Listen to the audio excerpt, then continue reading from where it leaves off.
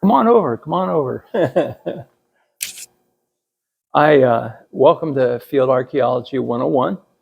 And I think one of the things that we can never have enough of is discussion. And for me, the best discussion and some of the best people I want to be with are field walkers, especially those of you who aren't 3/4 full of bologna and 4/3 full of sausage. I want people who are full of experience, and all of your opinions are worthwhile, and I want to hear them.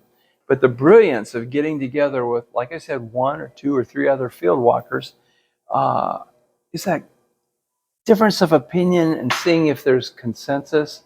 There's so many different things that can pull it together. So in Ohio, we've just finished with one of our really weird warm-ups in December. And now today it's the fireplace. It's cold.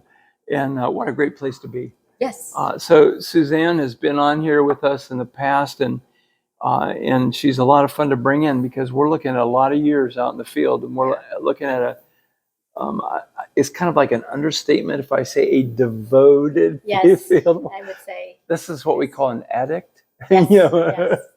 And I used to think I was that way, but now I know that I've been healed. It's right here's the real deal. Yes. So let's just have fun. We've got some quandaries, some conundrums. We've got quagmires. We got all kinds of stuff going on here. And I'm going to start right here, if that's okay with you, Suzanne. You go ahead. All right. Well, these were just some pickups from less than a week ago, actually. And it's hard to, it's freezing out there. And I was in 60-degree weather a week ago. But these were, I picked them up, and some of them I didn't even know why at the time. This guy, just a tiny bit of pink was showing, a little bit of pink, but context and patterns. There was a transition. I could see that in this. There was just enough sun when I was walking to see it. And for that reason, I started to roll it out of the ground. And then I'm like, okay, well, that's odd. That doesn't look like pecking. That looks more like grinding. You know what? Hey, when you collect, you collect. You pick them up, take them home, and wash them. And that's what I did. So this was one I wanted to look at when I got home. And when I got to looking at it, I had another piece that I picked up earlier the same day. Look at the texture on these guys. Very similar. Yeah, they look like they came from the same relatives. Yes, cousins. They're cousins. They are indeed. So we're looking for patterns. We can see a pattern and we're thinking, hey, they're circular. Maybe they're related. Maybe they're hammerstones.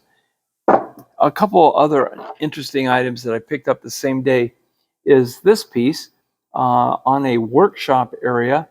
And it looks like maybe a few blades were driven off of him in particular, 1, 2, 3. But I'm going to hand this one to you, and you talk to me about that.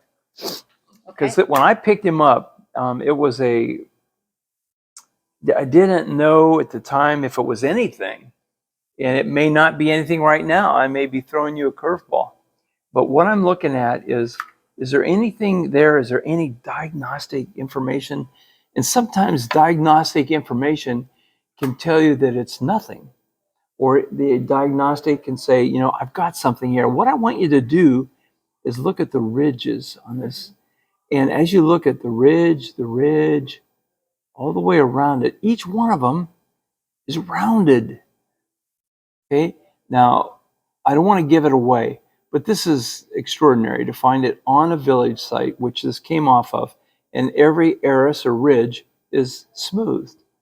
Either they had a shake bake it container and they were doing one of these, or guess what? Came out of a stream or river nearby, big stream nearby, maybe 20 yards away from this site. So what we have is a piece that part of its history was in the creek for whatever reason, and retrieved and brought up on the site. Now, why they would have brought this up, I don't know. But I can see the clear platform where it was at one time, and everything else has been a little bit right there. Worked off. Yeah. There. Everything else has been worked off, and then later ended up in the water. Maybe it was one of those, doggone it, and they threw it in the creek. I don't know. Alrighty. So we looked at a couple hammers, and the big cue on this one, again, is these did not belong on the hill. Contexts. They just didn't belong there. And for that reason, with the shape, and in this case I had color, I'm like, I'm going to take a look at those. I'm going to take a look at those. 2 more pieces. What do you think? Well, Got to call in your genius. Just I to, don't know. I don't know. don't worry about it. Okay. There's no right. There's no right. There's no wrong. It's What do you see? Coshocton flint. We have to me, I say this is a core. Most likely a core. Okay. Why do you think it's a core, hon? Because it's got a nice flat surface here, and this is worked off. This just a little bit about what I would find. This would be very unusual to find in Wayne County. This is a beautiful piece of flint, but they would have used it and used it and used it. This is large for where I am, but are these not blade strikes along here, which are kind of hard to see? I don't know if you can see them from here, but that's what I would say. It's not. Hold it still for the camera here. Yeah. We're looking at a possible flake removal right here, right here. Flip it. I'm going to turn him over. Mm-hmm. And we're looking for a possible flake removal here, here, here, here, and here. With these 2 being the last 2, which could be the reason why they gave this thing a pitch. Mm-hmm. And again, we would call this an expended core. We recognize this as a higher quality of flint coming out of this particular county. And when we're trying to decide on these things, if they're cores or not, we need a platform, a place where they are actually driving their blades off. And in this case, this was the platform right here, and they were knocking some blades off. Now, I had a really great discussion with one of my friends from Cleveland, Ohio. We were talking about the diversity or the wide range of cores and the entrapment that you get in and I get in as we look at somebody's book. Mm-hmm. And they picture 3 or 4 cores, but they show all the same cultural core. And so that's what we think a core has to be. So instead of realizing that the range of cores is this big, what we're seeing is only this big. And we miss all these other cores. It could well be that they took what they needed. They only needed a few quick blades, and that was it. And then they let go of it. I think this was a mishit right here. They knocked this off. They couldn't get any more cores. They had an abundance of flint in this area. For sure. Your area, it's a rarity. It's a commodity. I would not find it. And they need it. So either way. This would be huge. I mean, this would be like a giant piece of flint. Mm-hmm. Platform, blade removal, core. When I picked him up, this is what I saw. Now, if you look at it, you see what I saw. I see the square shape. And I picked it up because I recognize high quality flint. Mm-hmm. Every state, no matter where you're watching me from, you have high quality chert. And you know, and I'm telling you to know, learn your high qualities. And when you see them in a field, take the time and roll them out. I dug it out because it was square. And when I got to looking at it, I'm like, oh boy, I think I have a core. Okay. This one came out of a stream. We decided that these 2 were hammers. What about this guy? Now remember, when I'm walking, my rule of thumb is to collect, collect, collect. And those of you who I've been blessed to take with me walking, you know that I usually have a 5-gallon bucket nearby, always camouflaged, so that people from the road going by won't recognize it. But I got to tell you, even in a field of corn knee-high, I don't recognize it. And I spent half of a day trying to find one of my buckets. And I laugh when Mark tells me that he has gallon bags, because I will have a snack size bag, and that will be hours. I just don't find that volume of flint. So I'm looking at this, and this, if you can get in nice and close, you can see this has a lot of impurities in it. I like geology, so I kind of look at what else is in this rock. It's a little bit different than some of your other high quality flint. I don't know if this is found in Coshocton County. I don't know. I'm going to say this is also looks like they were another type of a core, but I think they got into some impurities. If you were in Coshocton County, they would probably say, I'd rather use this than this. But that's just my opinion, and I don't know a lot about what he finds. Yeah, and again, this is the fun, and this is what I wanted to do, because even as Susanna and I are discussing this, some of you already have opinions. You've been able to get close enough to see what I call diagnostic information. And for me, in my county, I'm looking for patterns. And my pattern is that on my sites, my hills, where I have a lot of things going on, I find a higher quality flint. And when I get a high luster, a high quality, I know, dig it out. It either was at one time something and broke, or it is. And so I dig them out. And that's why I dug this out. Okay. Because I simply saw the beautiful luster of this piece. And keeping context in mind, I dug it. And I'm looking, well, I took him home. He was dirty. Washed him up. And guess what I saw? Right here. Can you see this, folks? This part of his history was a hammerstone. And as I look at him and make a diagnosis or prognosis, what I'm seeing is that probably I had a round hammer. I was hitting it hard and it split. This split off right here. And so we have remnant. This part's gone. But when I look at it with my hand lens, I can see that some pecking went on over into this breakage area. So even though it broke when they had it, they continued to use it as a hammer. Now, when we look at them this way, the origin of this flake removal is down here. Right here is the cone of percussion, where the initial impact was. It could be that when this broke and they had it, it was very jagged and whatever, and so they removed it so it would be a lot easier to hold. So this is this is a dual purpose. This is a core and a hammer. We are both. Right? We are one. We are. I think it's both. USA. USA. For sure, we know that without a question, this was used as a hammer. And then after that, we try really hard to surmise what it might have been used for. I'm really comfortable with saying hammer.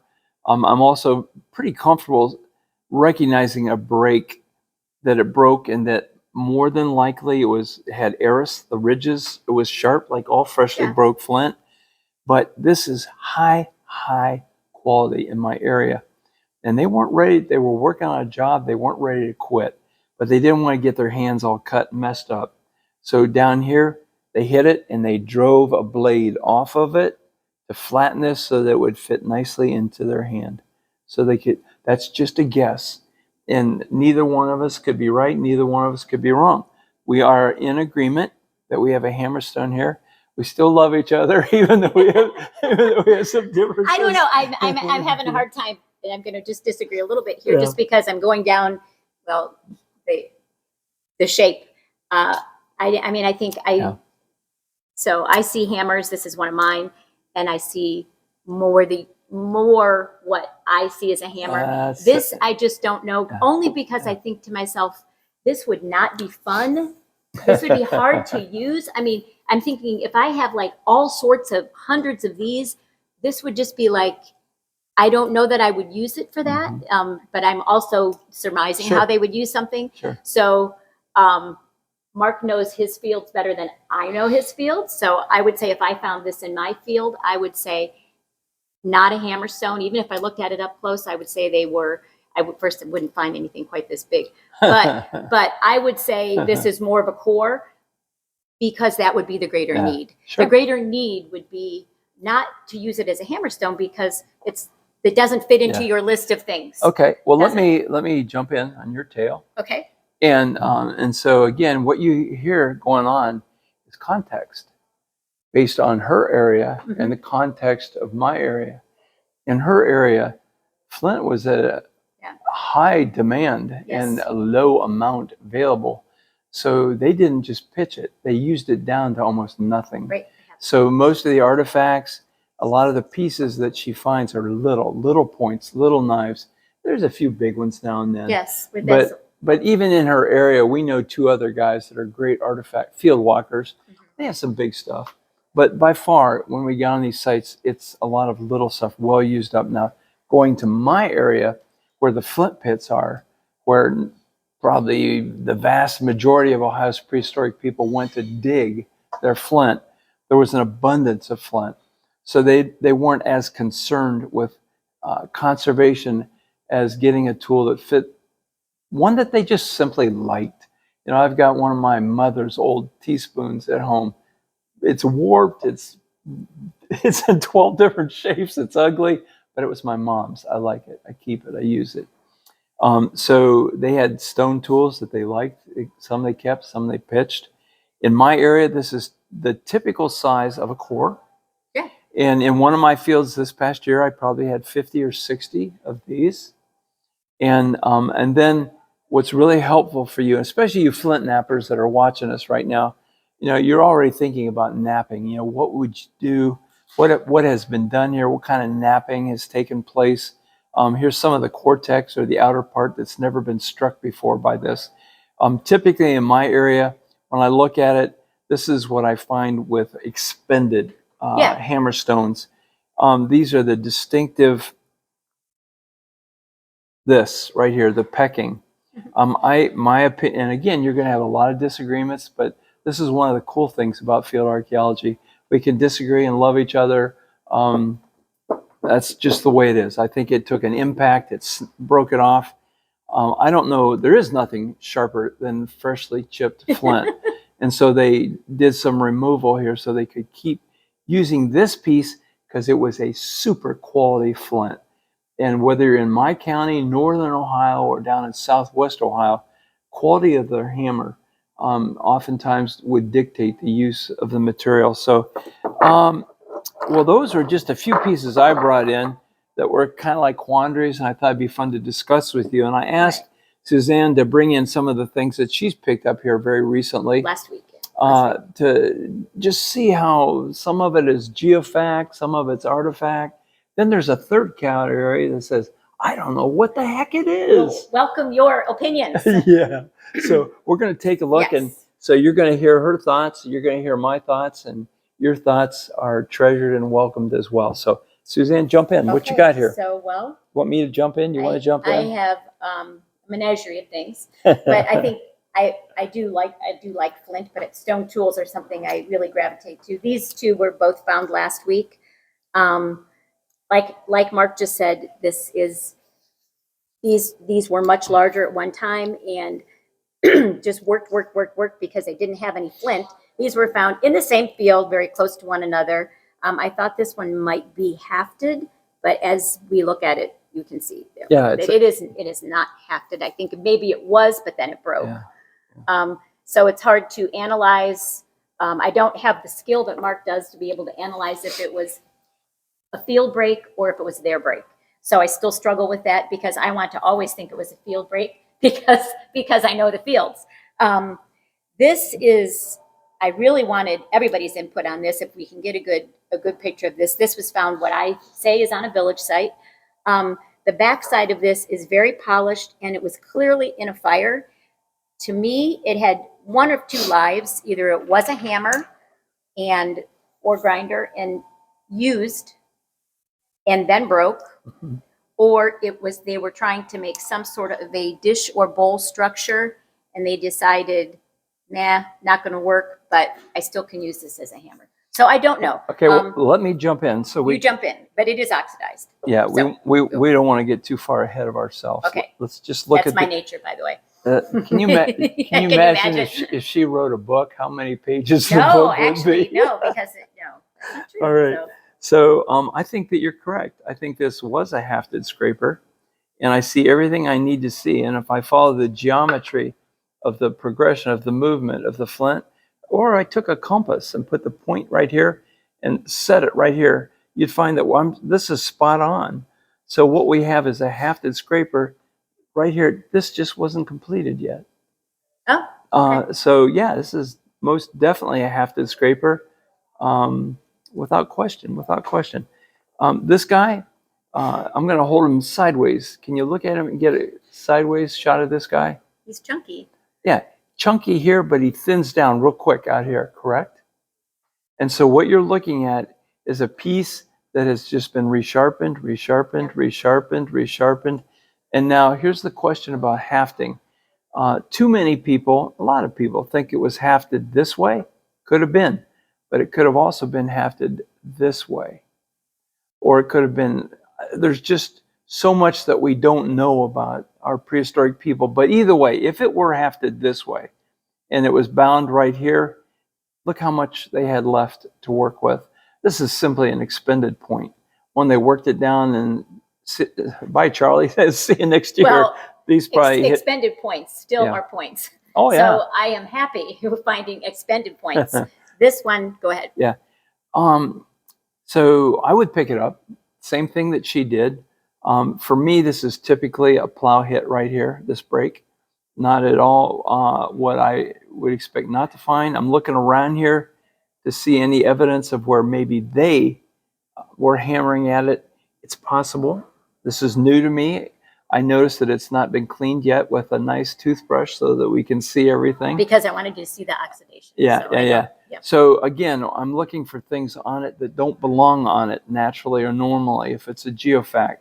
So there's areas that pop into my eyesight real quickly here, and I follow this around. I have a really clean break here, but it's really broken. Kind of Irregular. It's irregular. Yeah, kind of like it was here and it snapped off like that. They may have been looking, if this were prehistoric, if they know the material, they know the rock, they know it's a type of concretion, and they may have been looking for a little pot or a little bowl. And so they knocked enough of it off to see if it was semi-hollow inside, or if this, a lot of times this stuff is very soft and gooey inside. Right, it's sandstone. But this mineral, this iron, has really gotten tough. And so if they worked it, my opinion is they stopped right here because they knew they could not make a cupstone. And that's what they wanted. So they stopped right there.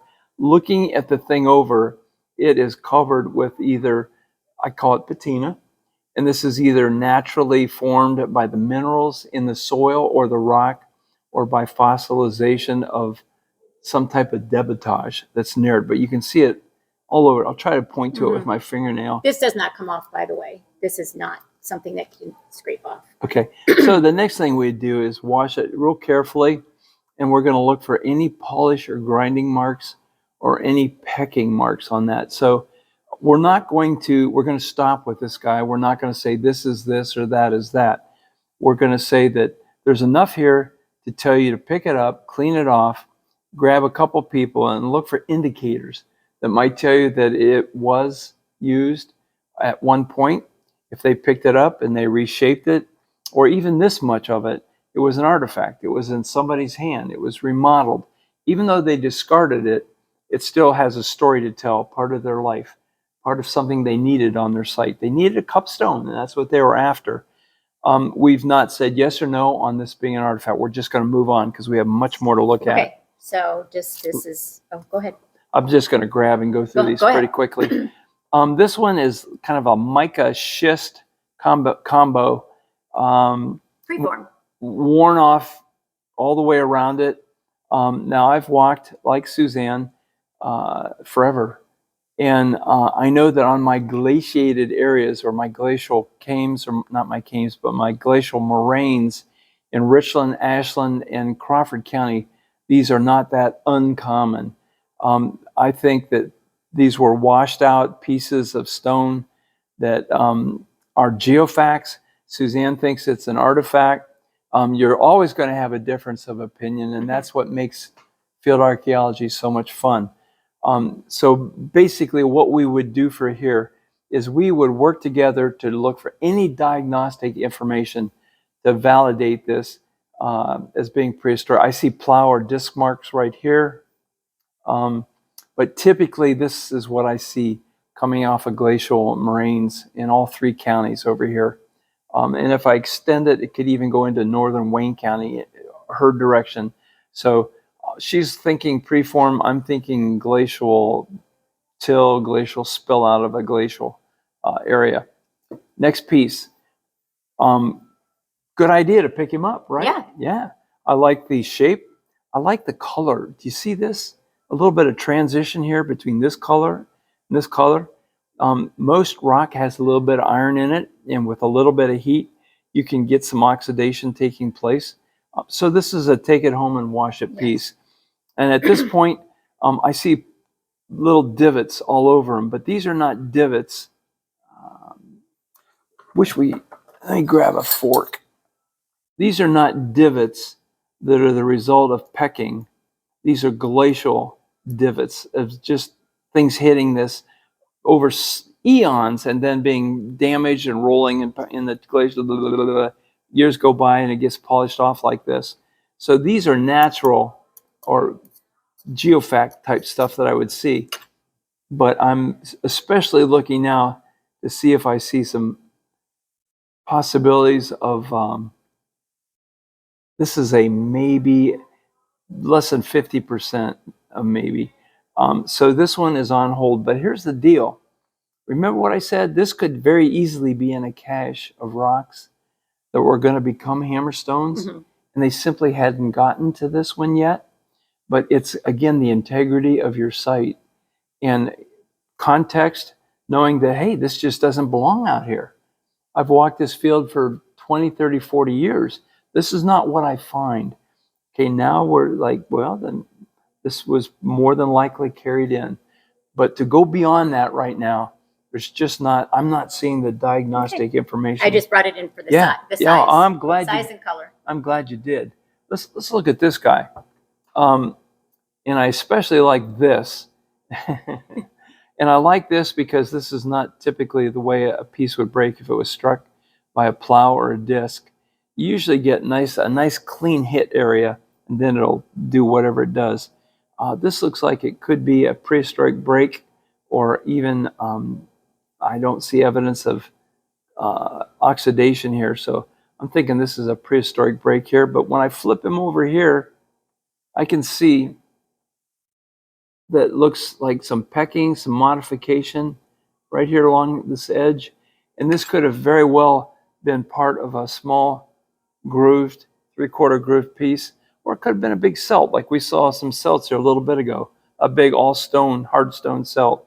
But either way, they ran into trouble and it broke on for whatever reason, and they had it, and can't really call it expended. It was just damage broken in it, and off it went. These are fun. I find them and they're frustrating because these have been weathered heavily with just water and centuries of time, and you can feel the weathering all over it. And immediately it's like, this thing weighs a ton. It's full of iron, but I'm not seeing any oxidation in the iron whatsoever. But what I do see is some geometrics. I'm looking at this, and then I'm looking at this. And so for this reason and for this reason, it would come home and get washed. Again, looking for diagnostic info, looking at context and patterns. These things are coming off of an area where they don't belong. That would be a pattern. Context is it doesn't belong here. So on the basis of that, that is enough for me to go home and say, okay, one more rock in the box of 400. And probably a little more cleaning on this. This is pretty interesting to me right here. This does not look like a drag from a plow or disc right here. It's a quandary, but it's worth looking at when she's all cleaned up. Nice piece. Again, geofact, artifact, sometimes you just will never know. Unfortunately, in a highly glaciated area on a glacial moraine, billions of these. And if you're not prepared to pick and roll, you're just going to miss good stuff. You're going to miss tools and whatever.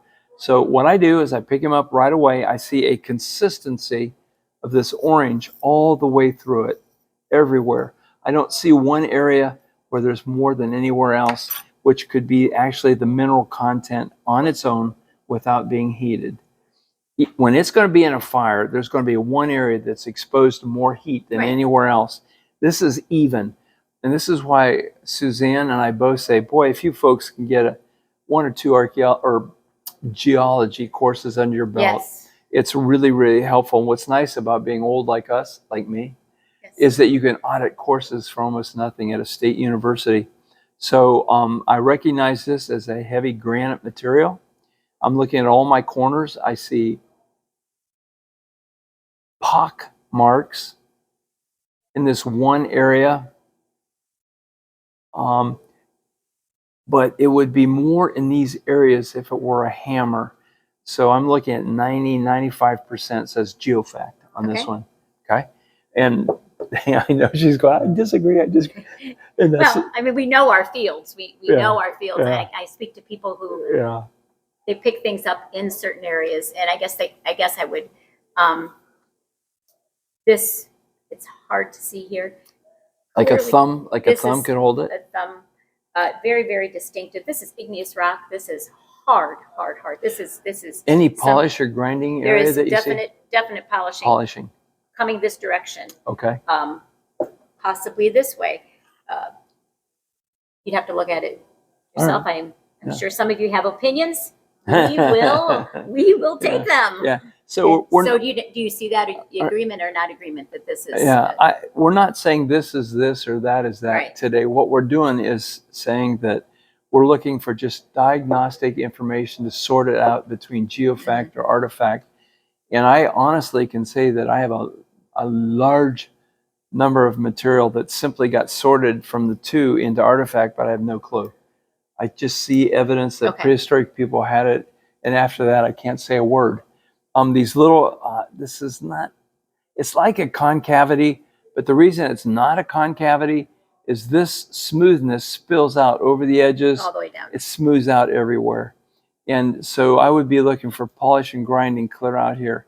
It could be, I don't see it, but remember, if this was in the glaciers and it was being pushed along, you're going to get grinding going in one direction. Just something to think about. I like this little guy. And we talked about, small tools, small hammers. We said small hammers could be small fingers, small kids. It would just be a small job that somebody's working on. It could be what was available. It could, then Could that's, be what was available. and that's even more important, what Right. she just said. So just trying to learn how to slow down, have fun, enjoy what you picked up, and then break it into the two general categories. It's like using a key in biology, what kind of a plant or bird. Oh, yeah. You go through your key. Caught me in the act. What a day. Thank you for coming along, joining us. There's always more avenues, more trails to run and travel, but we just wanted to give you a taste of what it's like to maybe facilitate different ideas, different people. Stay with us. We want to hear from you, and we're going to keep on bringing more. So we'll see you shortly.